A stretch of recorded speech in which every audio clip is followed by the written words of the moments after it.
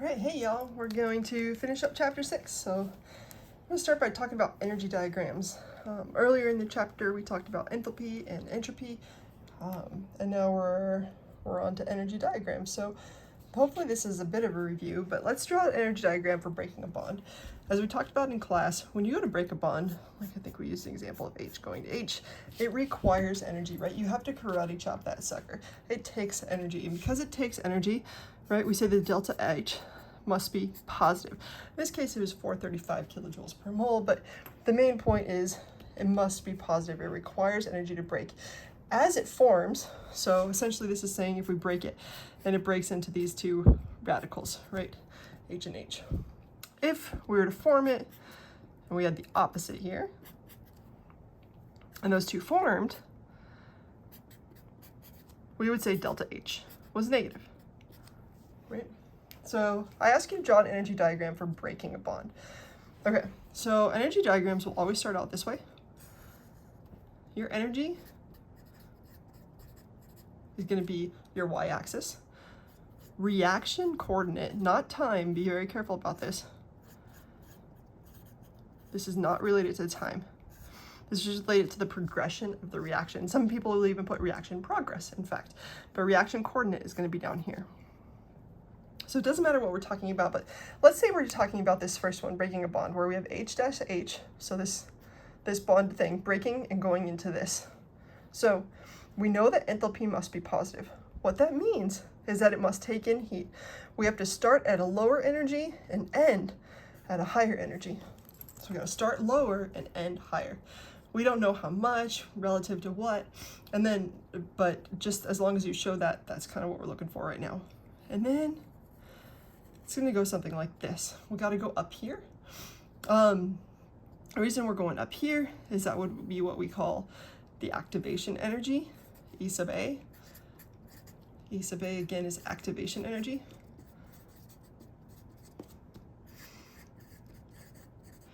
Now, if the activation energy is really big, if this peak goes up really, really high, it's going to take longer. So our rate is going to what we call decrease. It takes longer time, and this is going to be usually if you have something that's got a couple humps in it, the one with the biggest hump is going to be what we call our rate determining step. We'll get there in a little bit. I don't need to throw it all at you at once. But the main point is we knew that this is going to start here and end up at a higher one. Why? Because we knew that it had to be positive. If we compare the line where we ended up here and the line we started out here, the difference between here and here would be our delta H. That's, again, the amount of enthalpy. So you can see it took in heat, and therefore delta H was positive. All right, so let's use some of this information to fill in some of these gaps here. It says, I'm gonna kind of zoom in, I know it's hard to see. Okay, so we have two different reactions here. I'm going to go ahead and call this first one going up, I'm going to call that number 1. And this one over here, I'm going to call number 2. Okay, so it says label each reaction as endo or exothermic. Okay, so if you take heat in up here, this would be endothermic. Okay, so our delta H is positive. This is called endothermic. If we have a delta H that is negative, it's called exothermic. And hopefully this makes sense if you have like propane burning or something like that, like in a barbecue, you're letting out a lot of heat. That's exothermic reaction. Okay, so it says label each as endo or exothermic. In order to do that, you look at where you started and where you ended. Here we started here and we ended at a lower, which means we had to have lost heat. So this first reaction, number 1, is exothermic. Number 2, we started at the same level and we ended up higher. So that means it took heat in. So number 2 was endo. Okay, it says which reaction is faster. So kind of like we said here, if you have a really high activation energy, it's going to be pretty slow. Right? So the reaction that's faster is the one that has a lower activation energy. both of these have activation energies, right, that start from here. This one goes to here, and this one goes up here. So we're looking at the difference between this line and this line. This line's shorter, and therefore that reaction is going to be the faster reaction. So that's answers to that is number 1. Which reaction generates the product lower in energy? Well, as you can see, we're starting at a reactant here. In the middle, we're forming a product, and at the end, we have the product finally formed. So C is lower in energy than B. That's the final product. And so in our number 1, we had the product lower in energy. And D, it said which points on the graph correspond to a transition state. So I didn't do a very good job over here. I realize that now, and I'd kind of like to break it down a little better. So remember, this was a reaction for breaking a bond. So we had some H and some H, and we were essentially pulling those apart. So at the transition state, which is all the peak up here, we had an H that was breaking apart from an H. So we can do just like a dashed line. And then down here for our products, we finally had these two totally separate things that were pulled apart. So if you can imagine, if you have like two magnets that are held together and you go to pull them apart, you know how when you go to pull them apart, it's a little hard, but then once you get them far enough away, it's easy? That's what this is showing. It takes some time to start pulling them apart. And then once you get them apart far enough, whoop, they just come all the way down. And that's exactly what this is showing. Okay, so using that information, it says which are the transition states. The transition states would be D for graph 1 or for chart 1, and E for chart 2. That's where things are just being pulled apart. Okay, it says label the energy of activation for each reaction. We already kind of start doing that, but that would be EA for this first reaction, and this would be EA for the second reaction. Again, always starting at the baseline here, going up to the peak of the transition state. It says label delta H for each reaction. Okay, so for this first one, it's going to be the difference between A and C, where we started versus where we ended. That is the delta H for that one. For the second one, same thing. It's where we started, which happened to be A, up to where we ended. That would be the delta H for the second one. Okay, again, this delta H here would be negative, and this delta H here would be positive because it had to increase. All right, so I hope that kind of helped get us going here. Now, things aren't always one step. They're not always concerted reactions that we will use that vocabulary we learned. Oftentimes, they're going to be these stepwise reactions or multi-step reactions. So in this case, you have some kind of A and B. They're broken apart. You break that bond, so it's got to go up, and it comes back down, and it forms this plus that plus that. Then B and C are formed, and then starting to form, and then last but not least, they're down here. Okay. So this peak has two transition states. This is transition state 1. And this would be transition state 2. Okay, the same exact thing, we have the activation energy, but in each case you have two activation energies. So this is kind of important to note. You're breaking this down in two separate steps, really. You have one step that is this, right, where we had an activation energy here. We know the delta H was from where we started to where we ended, so right here. This delta H ended up higher, so this would be a positive delta H. All right, and then we can look at our second reaction, which is over here. So kind of think of it as two totally separate things. Here we have our second reaction where we've got our reactants. This is now where we're starting, and our second activation energy is to go up here, and then comes all the way back down. We have a nice negative delta H in this case. My next question to you would be which is the rate determining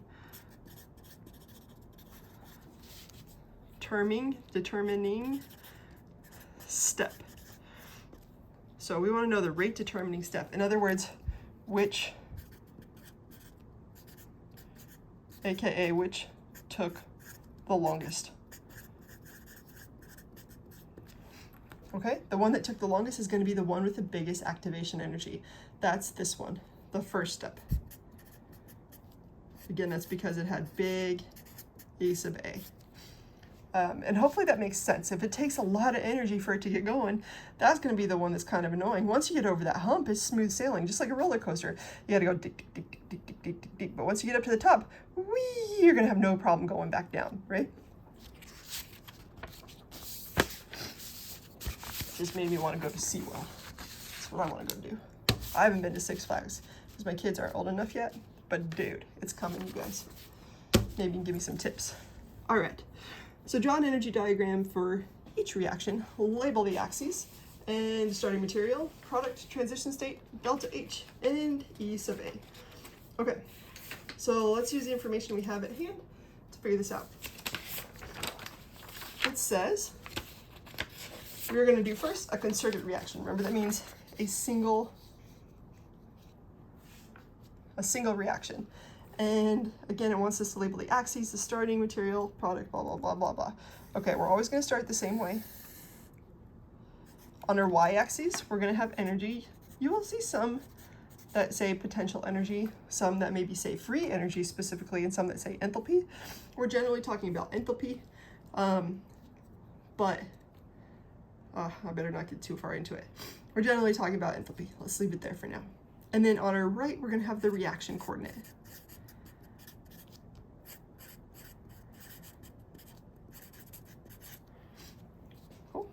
And that's going to be going that way. Okay, so we have some reaction. We don't know what it is, but maybe we could just say it's A going to B. So we know that it has a delta H that's negative. What that tells me is I'm going to start somewhere here and I'm going to end up lower, right? Because it's got a negative delta H. It tells me my activation energy is going to be about 2 times that difference in the loss here. It's going to be 16. Here was 8. So that means I'm going somewhere up here for my activation energy, and that's where my transition state is going to take place. So it's going to go just something like this. Okay.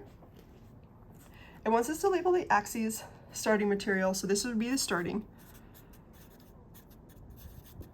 or the reactants. Here would be my products. This would be my transition state.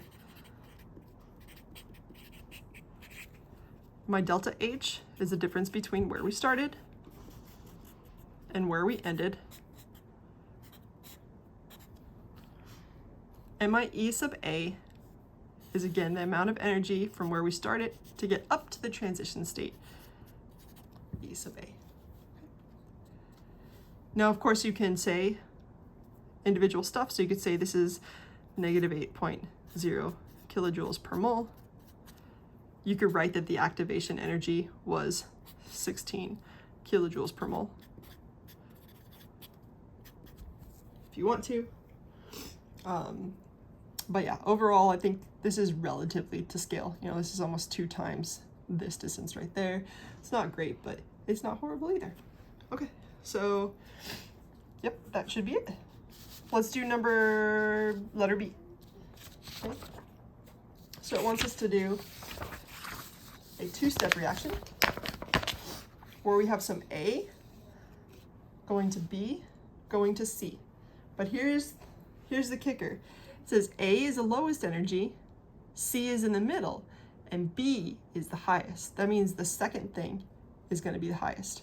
So don't forget, when we have essentially we have 2 reactions, A going to B, B going to C, which means we're going to have 2 humps. It even tells us A going to B is the rate determining. Remember, that means that this one is going to be the big hump, A going to B. Okay. It doesn't necessarily tell us if it's endo or exothermic, but I think we can figure that out when we go to draw this. So let's do it. I'm going to move this up a little bit, but A is less than C is less than B. All right, with that knowledge at hand, let's go ahead and draw this out. We know this is the reaction coordinate.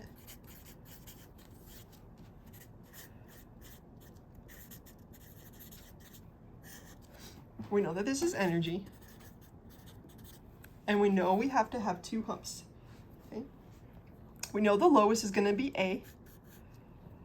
And it's got to go up to something, which will be B. It says B is the highest, right? It's going to have the most energy. So we'll call this A. We'll call that B. And then we're going to have to do another hump going to C. And C is somewhere in the middle. Okay. That's about all we can tell from that information. And again, we know it's A going to B, B going to C. So we'll have something like this. A going to B. And now, remember that it said A to B is going to be the rate determining step. That's got to be our biggest step. So that means B going to C, I can't jump very high comparatively. B going to C. Although I suppose I could have jumped a little bit higher as long as the distance between here and here was bigger than the distance between here and the peak of this hump, right? These are the activation energy 1, and this is E sub A 2. All right, it wanted us to label delta H as well. So there would be 2 delta H's in this case, just like in before. We would have the delta H1, which is endothermic. And we would have from where you started here to where you ended here, our delta H2, which would be exothermic. It would be negative. Okay, so make sure you're comfortable with that. If I give you a delta H or I give you a rate determining step, or maybe even I show you an actual reaction, which is some compound reacting to form some compound, reacting to form another compound, you should be able to use that information and draw something like this. It might not always look this pretty. So because it might not always look this pretty, I've got one more example for you in store to make sure we're comfortable with this. And it is coming up. There she blows. Okay? So it says, consider the following 2-step reaction. Right, so we've got a multi-step reaction here. And it's making us assume some things, and figure things out, but we can totally do this. Let's go step by step. So it says, how many bonds are broken and formed in step 1? Okay, so let's just only look at step 1 here. Looking at this arrow, I can see that I'm going to break a carbon-carbon bond. There's a carbon-carbon double bond, right? So this bond gets broken. And the bond between hydrogen and chlorine also gets broken. Can you see that? Now a new bond is formed. You form this H is going to form onto this carbon. But to make sure we're comfortable, we had a carbon-carbon bond here to here, and one of those bonds was broken. We had a hydrogen-chlorine bond, and that bond was broken. And then we had a carbon to hydrogen bond, this carbon to the new hydrogen bond, and that bond was formed. But we had 2 broken and 1 formed. And what that's going to tell us is that we had more broken. To break something, does it take energy or release energy? Hopefully it says it takes energy. So that means more broken. That means it had to take energy. And therefore the delta H had to be positive. It had to require energy in order for that to occur. Okay, let's move on to the next question. How many bonds are broken in step 2? So this was step 1. This was A, but this was talking about step 1. I'm going to do this so we can kind of keep track of things. B is talking about step 2. So how many bonds are broken and formed in step 2? In step 2, I don't see anything broken. All I see is this chlorine attaching to this carbon. So we had a carbon to a chlorine, check. And I don't see anything broken. So we had 1 formed. So more formed. If bonds formed, remember, they lose energy. and our delta H therefore must be negative. So in step 1, our delta H must be positive, meaning our starting products have to end higher than they begin, or our final products have to end higher than the starting products. And then over here, we're going to go down even further to release energy. Okay. So now we're here. It says, which is the rate determining step? The rate determining step is the one that took the most energy. Again, it took 2 bonds to break here and 1 was formed. There's a whole lot more going on here. So the answer to C is step 1. Step 1, because it was crazy sauce. That is the scientific answer. So a lot more going on in step 1. You had to break 2 things and form 1 thing. Therefore, this was the rate determining step. It took a lot more energy to occur than just forming a simple bond. All right, D says draw the structure for the transition state in both steps of the mechanism. Right, let's see if I can do this. Fold it a little bit so we can see what's going on. So we're going to draw the transition states. In this first one, we're going from here. Remember, we're breaking that double bond. So what we're going to do is just make that double bond a dashed line. We're forming with that hydrogen, so we're going to make a dashed line to hydrogen, and then hydrogen and chlorine are breaking, so we'll make a dashed line between them. So pretty much anything that's breaking or forming, just make it a dashed line. So our intermediate here, our transition, is dash, dash, dash, dash, dash, dash to an H. We already had that H there. This H was there. And then dash, dash, dash to the chlorine.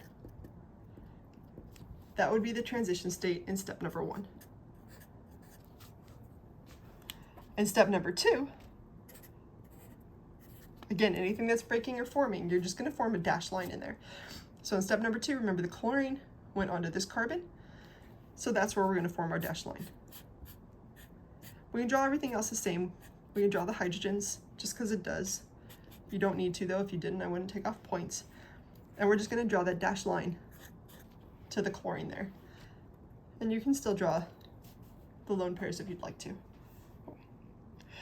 Now in your book, it has this like partial negative, partial positive thing.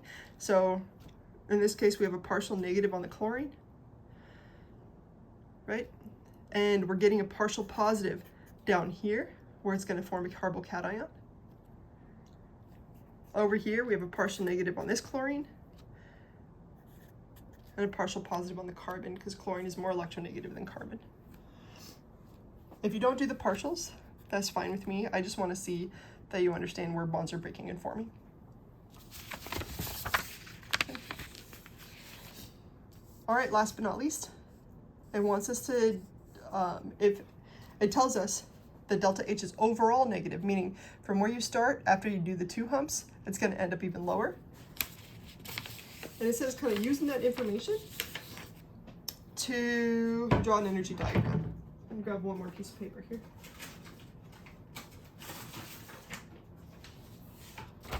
Okay, so we've got all this information. To remind you, we know that step number 1, delta H is positive. Step number 2, delta H is negative. Step number 1 is the rate determining step. And we know the transitions. So let's go ahead and draw it. We know that's got to look like that. If you know nothing on the exam, do this.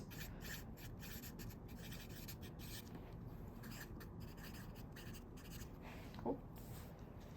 We know it has 2 steps, and we know the first step must end up higher because it was delta H was positive. We also know the first step was the rate determining, so it's going to be a bigger jump. The second step, remember, was that enthalpy was negative. But not only is the enthalpy of the second step negative, so we got to go up and come back down, it said the overall reaction was negative, meaning we got to go down further than we were here. And that's what you're going to get, something like that.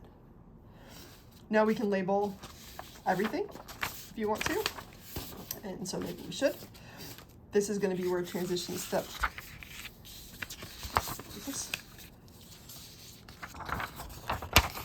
at the top of the first hump is where we have our transition right here. So we can actually, I shouldn't have folded it that way, like that, so I have a little more space. Okay, so right here, we could actually draw that transition state. We've got the dash. That was meant to be a dash. It's hard to draw with this pen. And then dash, dash, dash, dash to an H, dash, dash, dash, dash to a Cl. Cool.